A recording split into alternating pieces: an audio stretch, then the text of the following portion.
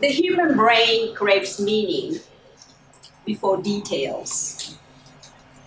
We have evolved to analyze and see how any of the things that we encounter meet our needs. So we are for the big picture, right? Imagine if you are suddenly outside and see this lion in the hall. I bet your first question would be, will it eat me? And not, how many teeth does it have, right? Right.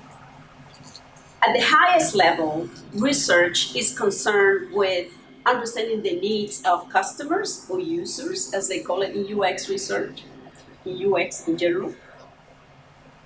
And so we can help companies to develop products and services to meet those needs. The first thing that comes to mind for a customer is, what's in it for me? They don't care a lot about the features, but what the features do for them. And even when we ask them about product features, as we do in our research, if you listen carefully, you will hear that they speak in terms of the perceived benefits or the problems that they may be anticipating. So why am I talking about integration of market research and UX research? I have been in the industry for a long time. I have been doing user research before UX was a thing or an acronym. And things have changed a lot, not all of them for the better. As the UX research field has grown as a field, there's also the gap between the traditional market research function and UX teams doing research. And many companies don't even have a market research function connected to marketing. In the companies, they are so lucky and visionary that they can have both teams. You see these two groups working in silos. They don't talk to each other, they don't communicate, each doing its own thing without sharing goals, business goals connected to business outcomes. The problem is that when these two groups don't work together, a fragmented view image of the customer shows up. That really it makes it hard to defend the value of research in the C-suite when we come up with contradictory insights. Because it's not uncommon to see a UX team doing research on an interface, interaction, improving the experience for a product without knowing if there is a need for that product. While the market research team might be doing concept testing and coming for new ideas, but not going far enough to understand how the interactions may have an effect, how that user experience may affect initial trial or repeat purchase or usage later on. So when those contradictions come up in the discussion with stakeholders, the first thing they do is start questioning the value of the research. So I'm concerned about the future of our profession. Where are we going with this?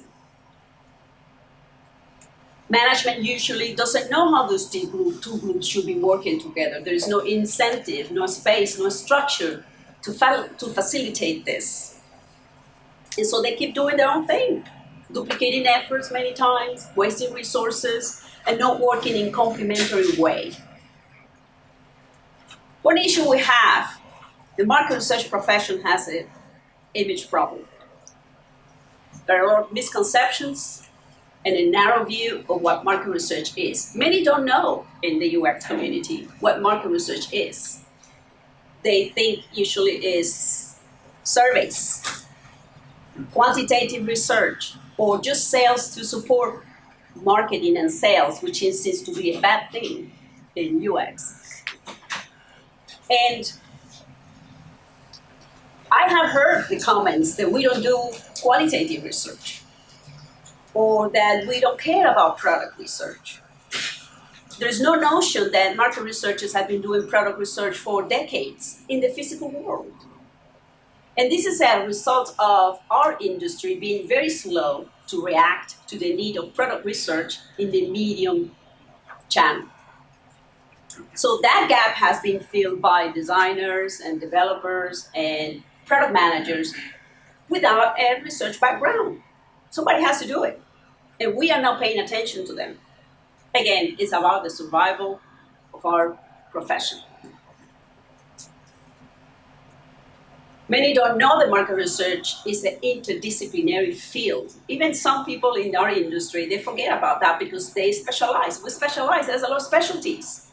They have grown out of the need for answering problems, questions the companies have. They get really specific. And so many of us are working in a particular field, and some companies do more one or the other. But let's not forget, product is one of the pillars of marketing. Without a product, there's nothing to market. And just to be clear, if there's any doubt out there, I'm going to put it out there. Market research includes qualitative and quantitative methodologies. If somebody has a doubt, please erase that. Even if we're specialized, if your company only do one or the other, don't think that's the whole field.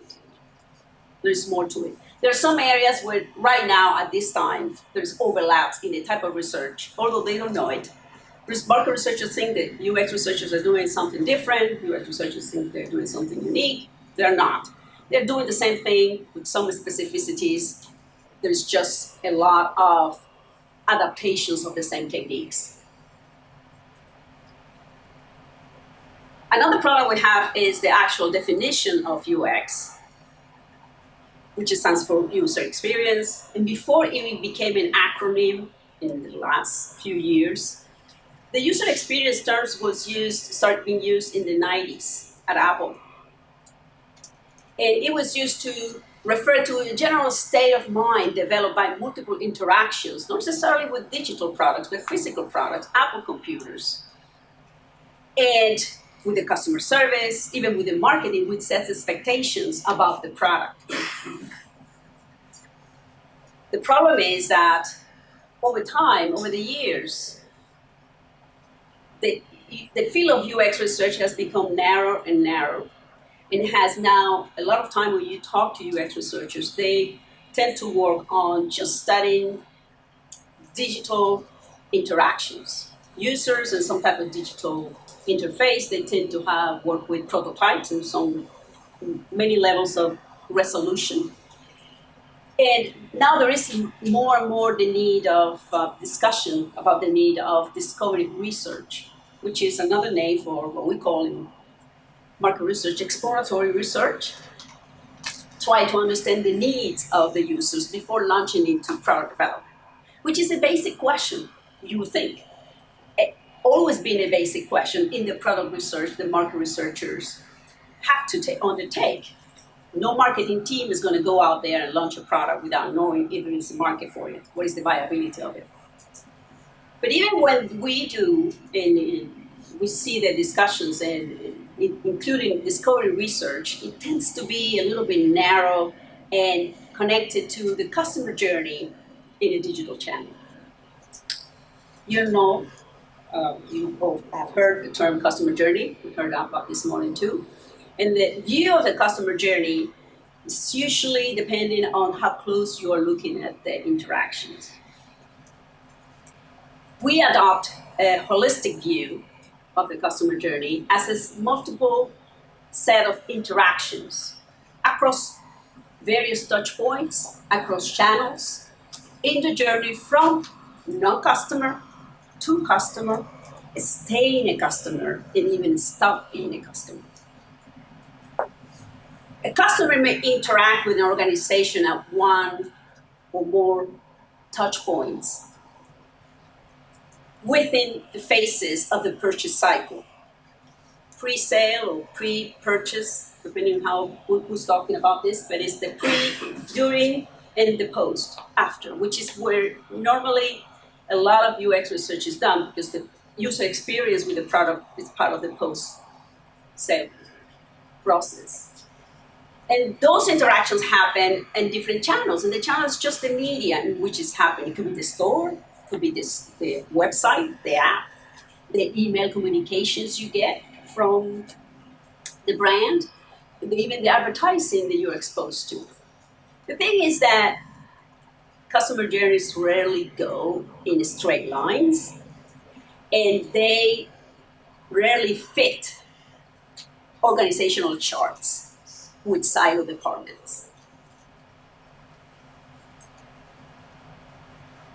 If you ever buy something from Best Buy, think of all the interactions you have had with them. Buying at the store, or buying online, picking in store, or using their app, doing price shopping, getting the daily promotional emails. All of that have an influence on your brand awareness and your propensity to consider them and buy them in your next round of electronic purchases. Customers don't think in channels. They decide to buy or not buy from you based on an accumulation of experiences. We as researchers want to separate them, but that's not the reality from the user perspective. All those borders between the channels, the website, the store, the app, all that melts in people's mind in this general kind of overall experience. And that sometimes goes to the bad end, sometimes goes to the good end, depending on many times recency of the interactions or saliency of the interactions. But overall experience is usually a result of a halo effect of the omni-channel experience. And that integrated experience from the user perspective, I suggest to you, is the main reason we should strive for integration of insights in all the research we do. Doesn't matter the group, who does it. And when I think of integrated research insights, I have been trying to look for ways of summarizing that. And I keep coming back to the textbook definition of market research. Market research now, it's a bad word, but the definition has not changed. It's to identify, to collect, to analyze, and to use information. Doesn't say anything about the methods, information to make business decisions. And there is a notion sometimes in UX community when I talk to them that they should care only about improving the user experience and not much about business outcomes. If you have been long enough in this industry, you know that if the research doesn't help the business is not going to invest in the research. And even the companies that do research and value research, they don't do enough. They don't invest enough in the research that they should be doing.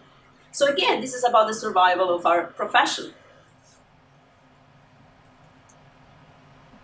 So today, I'm proposing to you this integrated framework at a very high level based on two main principles: diversity and integration. And when I talk about diversity, that could be a different presentation, a whole hour on it.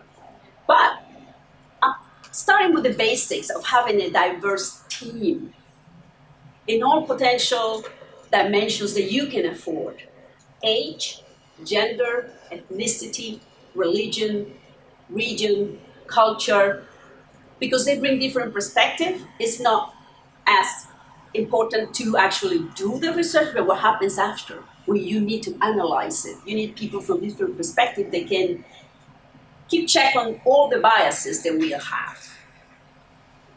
And then we need diversity of skills in the team. And ideally, if they can come with experiences from adjacent research disciplines with different perspective, the better. If you combine that with a diversity of methodologies, we know that not one method is going to give you all the answers. No method is perfect. We should have an arsenal of qualitative and quantitative methods that we can use to select a fit for purpose method for the problem that we have at hand. But to do that, you have to have a team who can use those methods. So you see, everything is connected. And finally, I know that do-yourself research trend is alive and strong, particularly in the UX community. In my own experience, more than 20 years in the industry, I can tell you that a hybrid model of collaboration between internal research teams and vendors is usually the best. Works best for quality of the research, for learning, for sustainability of the research team, than just the team doing everything internally or just relegating everything to suppliers. The do-yourself research may look cheaper and faster on the surface, but there is an opportunity cost to it that's many times overlooked and not discussed. If people don't see cash out, it's like it doesn't exist, it's magic, but it's there. And it has long-term consequences for the quality of the research and for the team. Again, that's another presentation. All the diversity in the world, in the team, in the methods, and the skills, and everything, are necessary conditions, but it's not enough. You need to get something to put them together. And I suggest to you that a team can work effectively together by sharing business goals connected to business outcomes, a shared terminology, and at least a shared knowledge of the basics of research.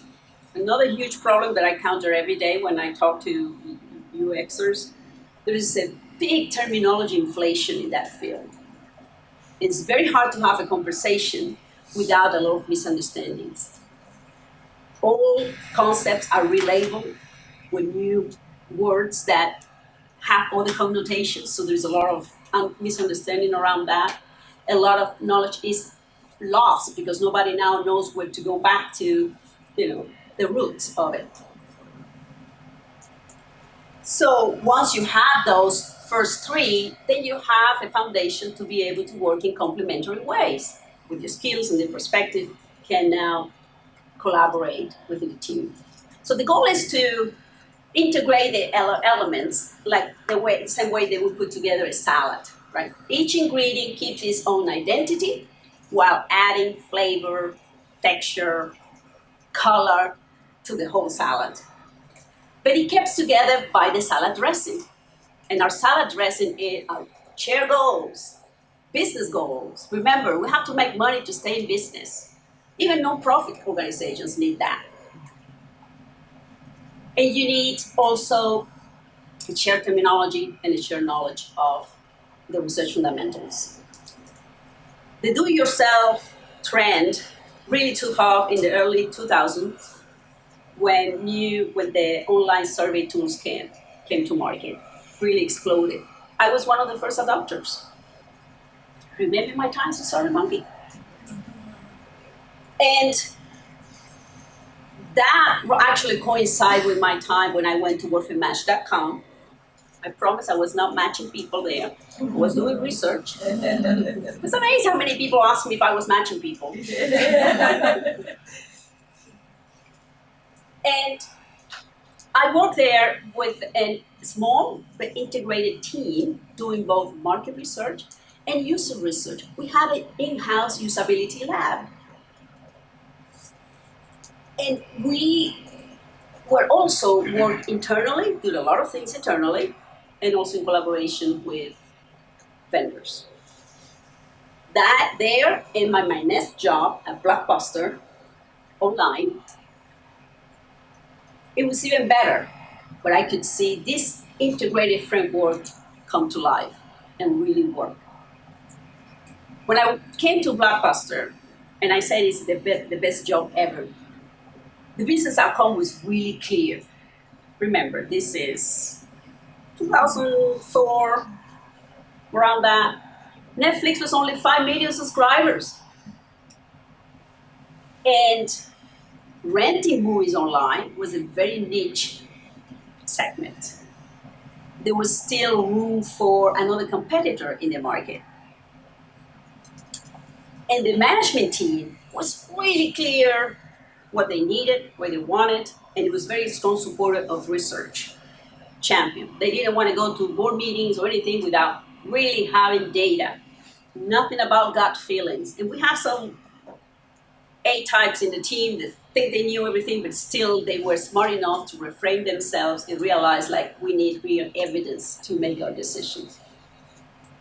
So when I got there, it was just first me, and then it was get too much. I was able to hire someone, and we created this big plan of research that would touch every touch point, cover every touch point across all channels, because we needed new customers. That was the mission. Find new customers, find new opportunities. And so when I got there, the first thing I did, the task was is like, let's find something. Where can we grow? And so we did many rounds of qualitative research trying to find growth opportunities, how people use their free time, how they use the entertainment, what entertainment options they had, and what were the unmet needs that they had. A lot of ideas came out from that. They needed to do validation and trying to figure out who was interested in those ideas. So we went into a big segmentation study, two-step segmentation study. We start seeing two segments coming up and telling us there is a potential here. One of the ideas came back growing legs right in front of our eyes. At that time, most people either were renting in the store or there was a little tiny group that was just renting online. But there was a big mass in the middle that were already exposed to Blockbuster. Online was still alive, live at that time, Netflix, and they wanted both. And so we did so much research on that thing. Concept testing, qual and qual. We had to redesign the website, create prototypes. We also had I created, set up a usability lab in-house with a one-way mirror and everything. And we have to create that product from scratch. We have to do pricing research, tons of conjoint studies trying to figure out the portfolio, the combination of options. While also we needed to define the brand positioning and how are we going to be launching this? How are we talking about this? We tested many marketing collaterals. One of them was the mailer. The mailer is the envelope where you will send movies through the mail. By the way, Netflix is still doing that. They don't say it, but they still do it. And that mailer, we got all the graphic designers come, and we have 200 versions of designs. All school of thoughts in graphic design about for that little envelope. And we have to go like 4 rounds of research until the last piece was a big MaxStiff study, just to find the one. And the winner was one that had like 70% preference, and I still remember the second was like 30%. So it was a clear, really no-brainer. At that time, the division manager said, "Don't want more discussion about this. This is it. Let's go." And all that research was done with a team of 2 and a small army of vendors. We did more than 60 studies in less than 2 years. And if you don't remember or never heard of Blockbuster Total Access, I'm going to show you a little commercial that summarizes all our research in 30 seconds. Blockbuster Total Access, Netflix. Essentially, they work the same way. You order movies online, they come right to your mailbox, you watch them, then mail them back in a prepaid envelope. But what if you're thinking, let's watch another movie right away? With Netflix, you mail them back and wait. But only Blockbuster gives you the option of bringing them back to the store and exchanging them. No extra charge. Here's your new movie, sir. So you never have to wait. That was fast. Movies through the mail plus movies through the store. One low price. That's Blockbuster Total Access. Get your free trial at blockbuster.com. 2 years of research in 30 seconds. Right? But to get to those key points, those key benefits, and ways to explain that in an easy way, took all that research. We launched the first day, 20,000 people came to our door, the website. It crashed. The best day ever. Because we know we have people there, have bodies knocking at the door. We grew 1.5 million subscribers in 9 months. It was like giving birth.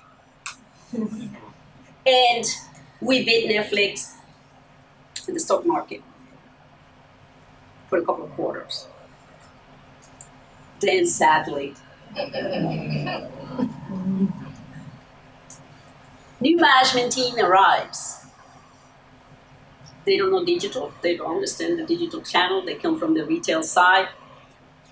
They could care about all the research we did. This is what happens when you don't have champions of research in the C-suite. That's when you really need to have them out there, really championing for you.